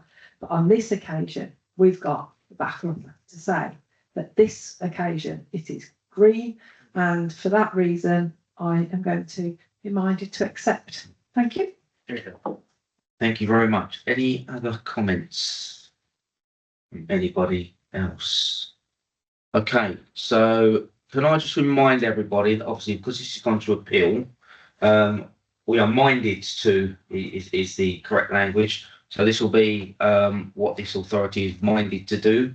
In line with the officer's recommendations, I have a proposer for refusal and a seconder from Councillor Hayfield, proposal from Councillor Bell, second from Councillor Hayfield.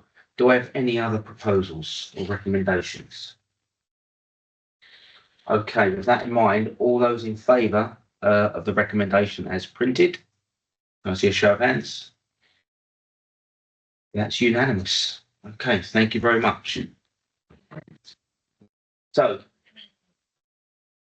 we have one more item on the agenda. People in the gallery, you don't have to stay for this. This is a consultation on the current government's planning changes. So, if you want to go, please do so.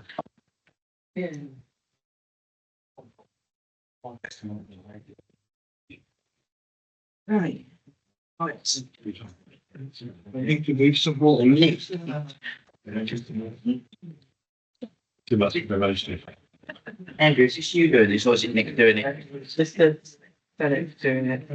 So, agenda item number 5 is reform of planning committees and delegation is to be responses and a response to the statutory consultation. Thank you, Chair. Members, we have a very short window to respond to this consultation. There was a more fundamental one done in 2025. The consultation we're considering now, we have been asked 3 questions, and they relate to the delegation of decisions to officers and the size of planning committees. In the previous consultation in 2025, there were 20 questions posed, and there has been a summary of those responses provided by government, and they form Appendix B to the report. And actually, it makes quite interesting reading, and it gives you an idea of the number of people that responded or organisations that responded. Primarily, they were local authorities, planning authorities, but there were others as well. So government have come back, and they're now asking us to consider 3 questions, which I'll go through in just a moment, and that includes comments on the draft regulations. So the 3 questions are: do you have any comments on the draft regulations? The second question: do you agree with the proposed approach to phase reserve matter applications? And do you have any comments on the draft guidance? and I'll come to those individually and give a bit more explanation. So on the first question, do you have any comments on the draft regulations? If you look at your report, this item starts on page 101. The paragraph 3 of the report, subparagraphs A to J, they refer to Tier A and Tier B applications. And this was the fundamental question asked in the earlier consultation in 2025. In Tier A, these will be applications entirely delegated to officers, and they will comprise householder applications, minor residential and commercial applications, discharge of conditions, reserved matters for non-phase development, lawful development certificates and non-material amendments, and also amendments to section 36, that's 73 applications. So that actually covers quite a bulk of the applications we receive. And just to put it in context, at the present time, our scheme of delegation, officers deal with about 90% of applications under that current regime.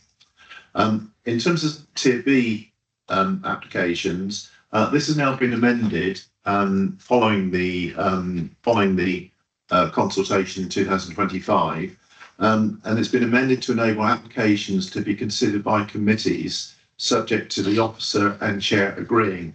And they're referring to this as a gateway test, but only where the proposal raises two things. Firstly, one or more issues of economic, social or environmental significance of the local area, and two, one or more significant planning matters having regard to the development plan and any other material consideration. So that forms the gateway test. So it says an officer and chair of the board agreeing if applications fall within that category. Just as a note, it is suggested that the council's own applications, officer or member applications, may be delegated, but that is a matter that they're giving the local authority some flexibility on, and in which case, again, that would be an officer, chair, and chair of the board agreeing, but it doesn't need to go through the gateway test. So those two principles of A and B in that paragraph there won't apply because that's a different element. Second question, do you agree with our proposed approaches to phase reserved matter applications? And this covered in paragraph 3 of the report, subparagraphs K to N. And again, there's a presumption that these will be delegated. The deciding factor is the gateway test that I have referred to above, and will also include a size threshold. It's not been said what that size threshold is, but I think this has been a major shift that the government proposing. And let's take the application that you just considered. If you approve that application as a hybrid, so some of it was you had the details approved, and others you would have approved it in outline. Under the earlier consultation, potentially the reserved matters, i.e. the details of those applications, could have been dealt with by officers. That was the suggestion. As an officer, and I'm sure Angela will agree with this, that's a heck of a responsibility, and even as an officer, I would feel really uncomfortable with that. So in that respect, I'm pleased that the government rethought this. So what they're now saying is that they're going to, shall I say, water down? That's probably not the right expression, but hopefully you know what I mean. They've tempered the approach now, but the acid test will be these two elements of the economic issues and social or environmental significance of the area, and also one or more significant planning matters having regard to the development plan and any other material consideration. So there's been a big shift in that context. And what they're saying is, if you don't agree with that, do you want to go back to the original suggestion? moving on, question 3. Do you have any comments on the draft guidance?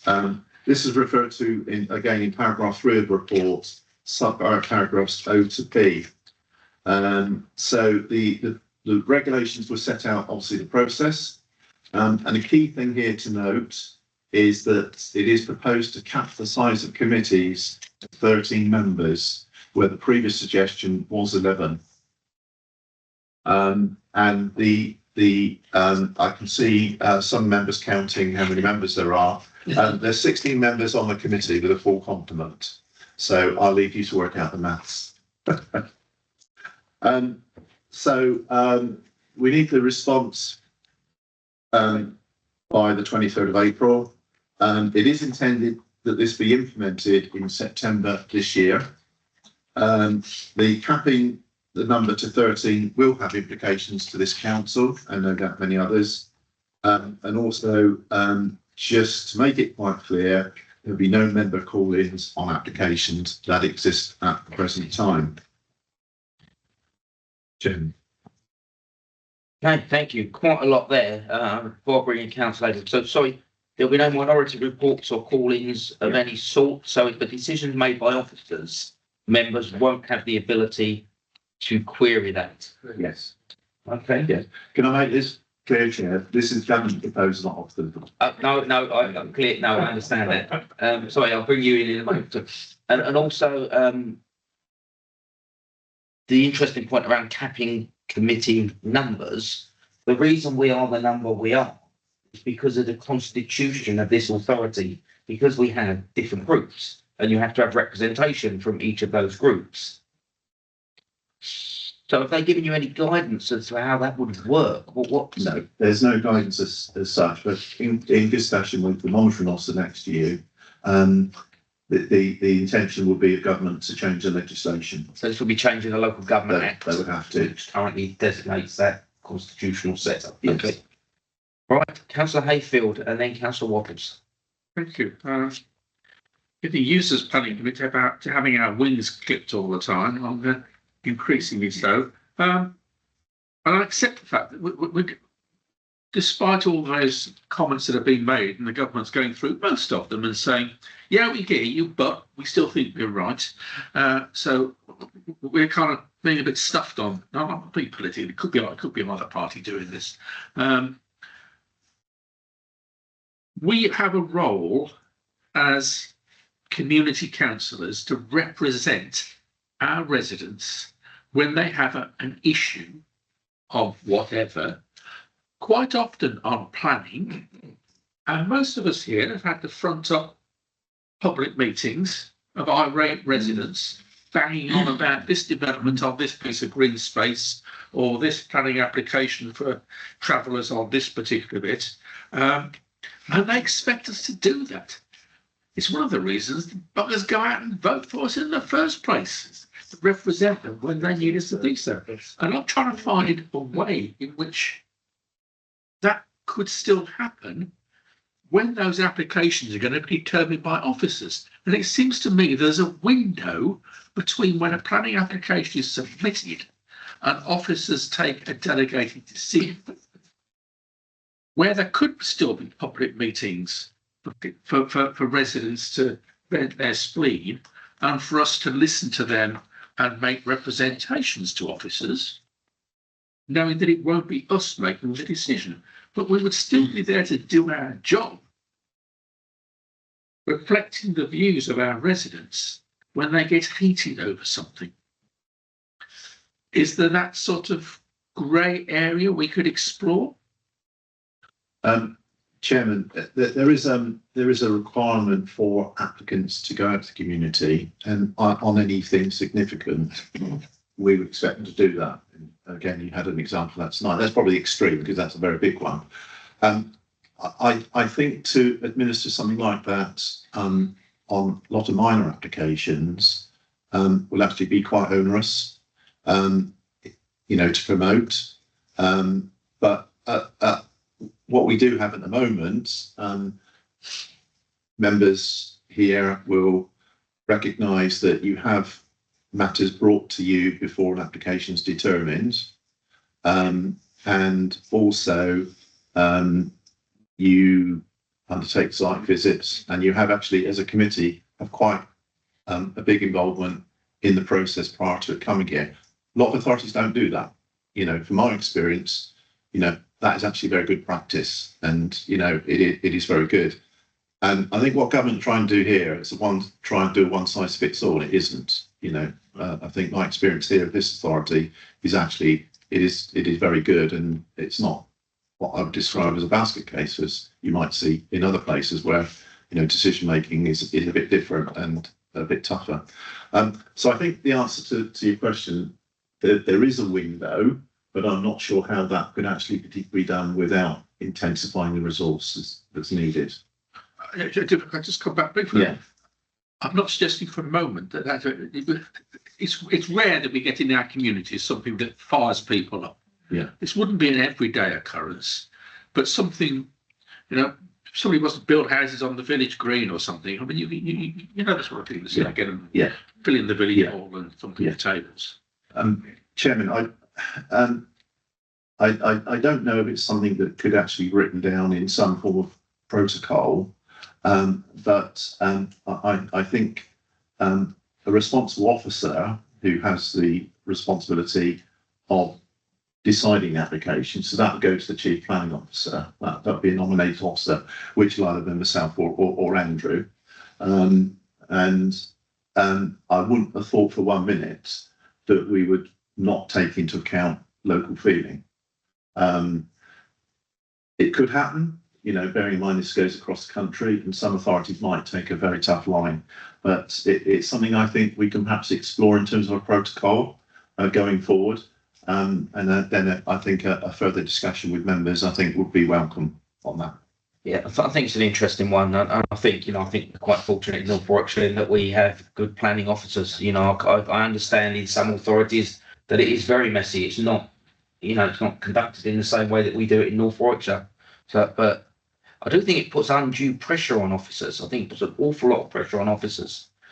Councillor Wopples, and then Councillor. Thank you.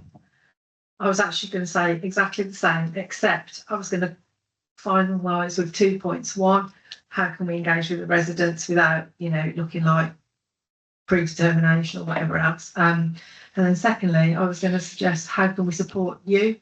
So I think we've probably got a responsibility as well as to our residents, which was my first part. But my second part is to support you as officers as well.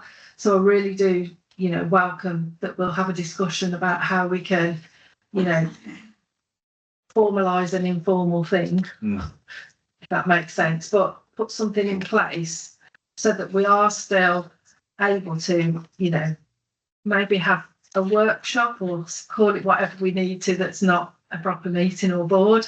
You know where I'm going with that.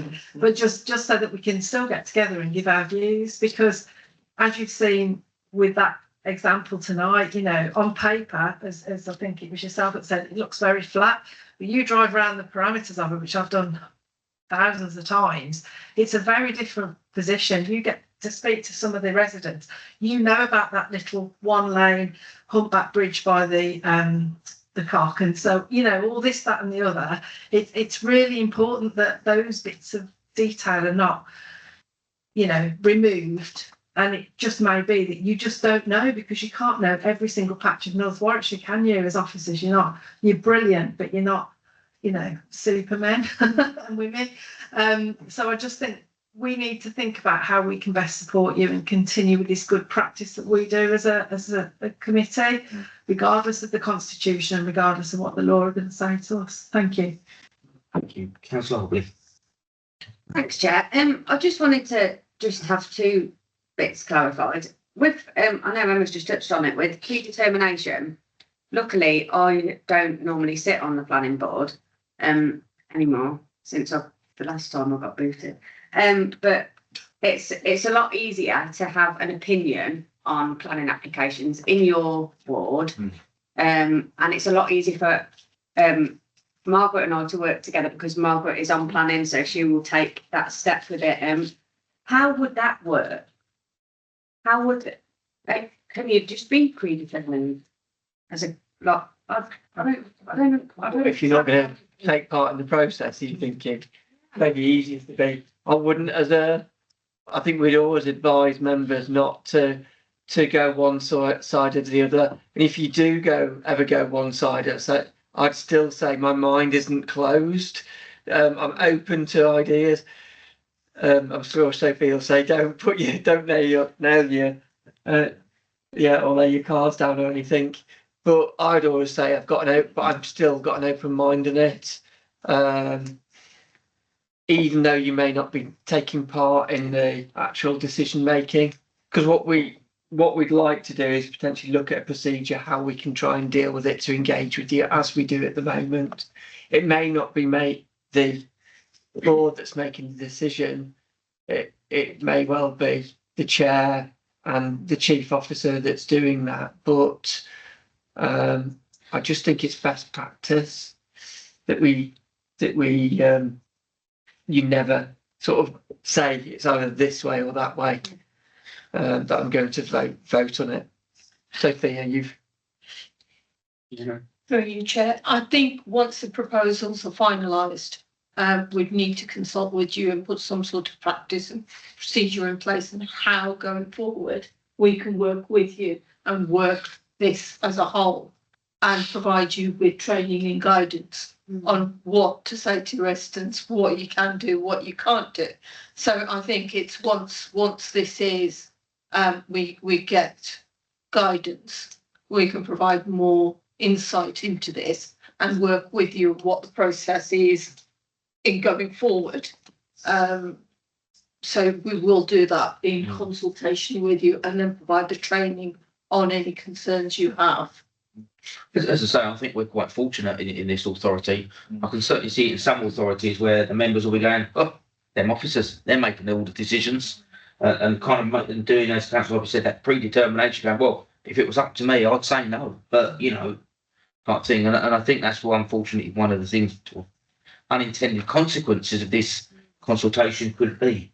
I've got Councillor Fowler, Councillor Bell, and then Councillor Humphreys. Oh, sorry, Councillor, did you want? Sorry. And my other question now, I do have to confess I haven't read this whole report, so I might have missed it out, but that I know. I mean, subbing, it's fine. The cost, how much is this going to cost? And I don't just mean financially, but what is this going to cost our officers? How mentally draining is this? How much pressure is this putting on you? Because it's not just the financial cost of these things. Got so many different ways that we're trying to work on people's mental health, giving them a load of extra jobs to do, not paying them any more to do it, and it just making it part of it. That's financial and a mental cost. And just as an opinion, if you may. Yeah, I'll give an opinion with Andrew and I can see he's obviously fronts most of the application.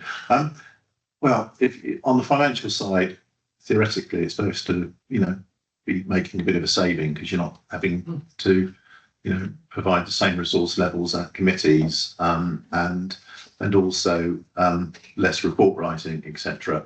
But I hear what you're saying, and thank you for your comment about, the mental drain and the pressure. I mean, it's something that's worried me for a long time in terms of not myself, but colleagues.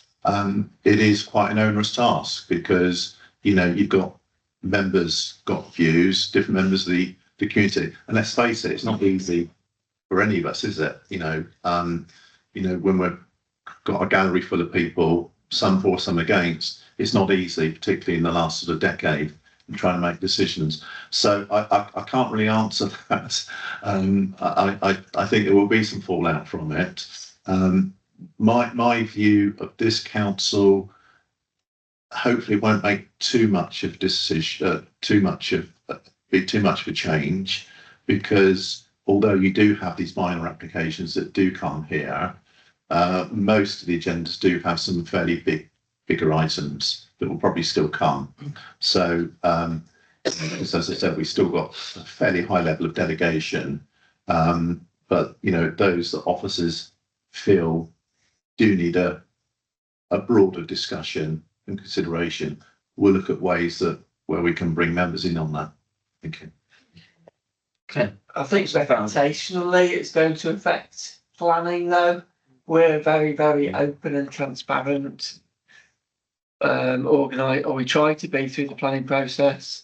The chairs do that a lot and sort of allow people to give either side. I think reputationally it'll have an impact.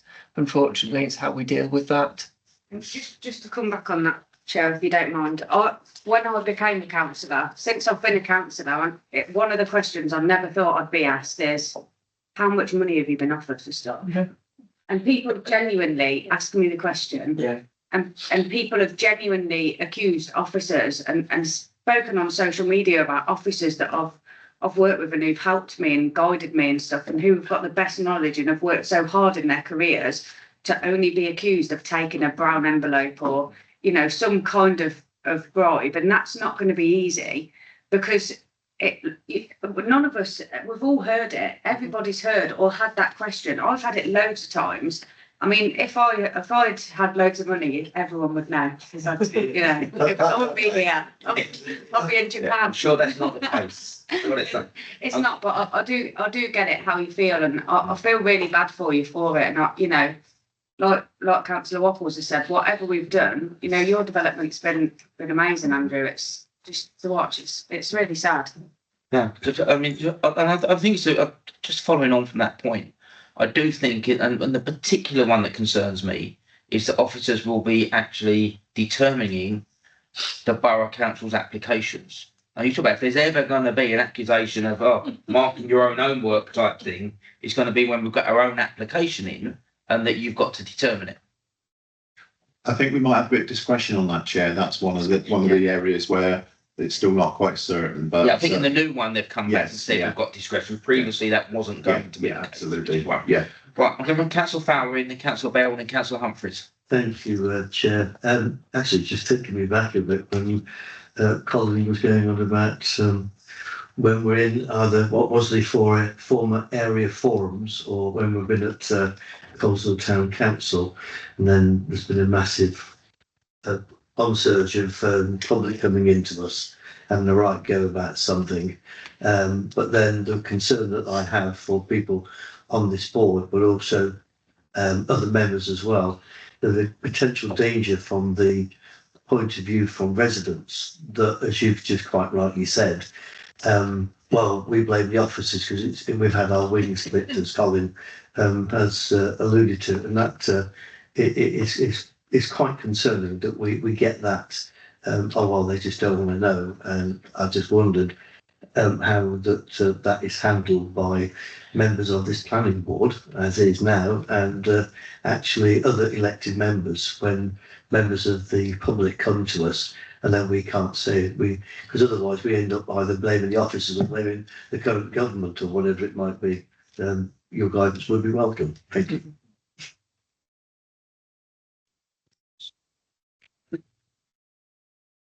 I don't really know how to answer that, Chair. I think it was make more of a comment, was it, rather than a question, was it? Well, it was the question was how would we handle that? Yeah. It's a tricky one. I think we're probably going to end up with lots more complaints themselves coming through the system. Yes. You know, I think to have a protocol which to an extent gives a degree of, shall I say, protection for all of us. But that said, you're always getting accusations. I'm still waiting for my brown envelope to arrive, you know, after 30 years, you know, etc.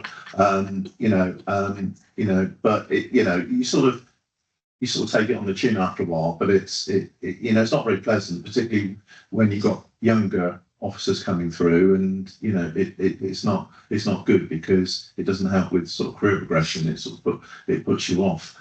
But I think, you know, as long as we understand we're all dealing with this, we're all dealing with the issues, and I will say pain, because it's not going to be easy. You know, and I've seen many small applications which have taken a while to, you know, have a consideration and a debate. And often, you know, 9 times out of 10, they come out with the right decision, you know, in my view. But they're worth having, you know, and some of the smaller ones you can actually spend more time on than some of the bigger ones. because they are generating local interest, which is what democracy is about. Thank you, Chair. Councillor Bell and Councillor Humphries. Actually, I'd like to just challenge what Andrew said about predetermination. If we are not going to be considering the applications in the board, I don't think it matters if it's predetermined. We might actually be able to represent our residents more strongly because we're not making the decision. So it's not ours. And I mean, there will be some, obviously where it's coming to board, we have to be careful. But otherwise, we're not making a decision. We can be really strong on how we come onto the officers and saying, look, this one. And I know that the major applications, lots of people involved, but the little ones cause all sorts of trouble. Somebody wants to put an extension on the house and somebody else is moaning about the windows or being overshadowed. It's not just those. We get dragged into it. You won't represent those, will you? No, but that's the point I'm making, that we listen to the residents, then we can go to the officers and say, this is what they're saying. And we no matter whether we're predetermined or not, we're not making the decision. So just on that point as well, what's the point of site visits? Unless it is something like the last one we've had, which would definitely come to board. There's no point going to site because we're not making the decision. And that's important because that means that only the local members will know the context of that application. I mean, I had no idea the Thrive site. I've never been to that area of North Warwickshire. So that was really important. But it's also important for little applications as well. But there's no point. We're not going to make the decision. No point going. I think the site visits will only be for planning board type applications, and the local ones will be down to the local member because they'll know their area. Yeah, exactly. But I do think we will see more complaints and more freedom of information requests made from the office of DCS. Councillor Humphries. Well, if I could, Chair, so how does it happen? So only talk to the local member, don't talk to anybody else about anything. I can see absolutely no need for a board anymore, personally. But the great majority of the decisions are going to be passed through the members, through the officers. What one's that? 95-96% of the applications will be determined by officers. So you're right. There will be a board, and there are contentious things, and there are things where we've actually disagreed with officers and passed stuff. And also failed stuff. Absolutely. All that goes out the window. Absolutely. But what it might be is that the board will sit less frequently because it allows fewer applications of the scale and kind of complexity that they'll have to determine. But that's the direction of travel that we're seeing, unfortunately. It's actually doing away with us. It's just slow. It's just another one of the cuts to do away with us. And I've got Councillor Hayley Phillips. Yeah, wants to talk. No. I'm just because I'm conscious Councillor. I was dancing Councillor Fowler because he put his hand up. I'll shut up. Have you finished? Well, there's no point in talking about it because we're not about to do anything. Well, on the basis that you're cutting me off, I'll shut up. No. Councillor Fowler, off you go. Taking my lead from Councillor Humphries, what's the point? Just to go back to the, what you do when people say, I've had all the years I've been here.